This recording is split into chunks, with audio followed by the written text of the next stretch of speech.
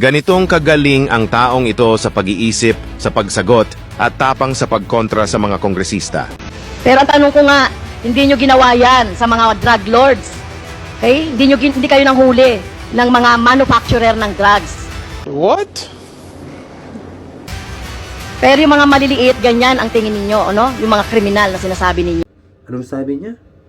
Yung mga maliliit lang daw na mamamayan yung hinuhuli ni Tatay Digong. Parang di yata siya nanonood ng balita or talagang nagbulag-bulagan lang si ma'am. Yung taga-Quadcom na yan. Ma'am, alam nyo, kung paalala ko sa iyo, kung speaking lang sa mga drug lords, si Erwin Espinosa, di ba?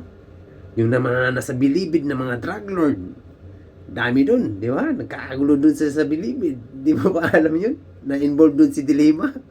So, doon ko kinukuha every may big concert ko ako, doon ko kinukuha yung sobra po. Basta 1 milyon po kay secretary po, Dilema po.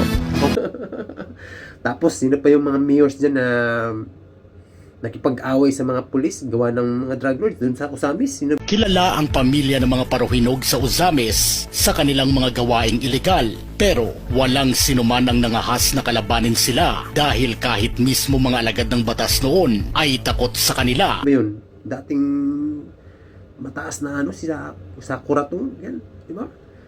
Ma'am, tapos, ang mahirap kasi guys, ang naging kalaban ni Tatay Digong, kapwa na gobyerno. Yung mga tauhan niya, generals, 5 generals. Mamaya, panoorin yun. Mga mayors, daming na timbog na mga mayors. Congressman. Sus, dami dyan. Parang mababa, captain, mga tanod, meron talaga. Pero, ang hirap, mga kabanggaan niya na nasa gobyerno matataas. Sino bang nagbenepisyo niyan? Sino nagbenepisyo? Hindi si Digong. Tayo mga Pilipino nagbenepisyo dyan. Putang ina, sino nakinabang yan? Ako. Sino nakinabang? Kayo, ang anak ninyo, ang bayan natin, ang nakinabang. Ang nakinabang kayo. Kayo, ang Pilipino. Kaya, ma'am, manood ka mabuti or ayaw mo lang talaga kay Duterte. Kasi, hindi ko alam kung nasan ka. Panoorin nyo.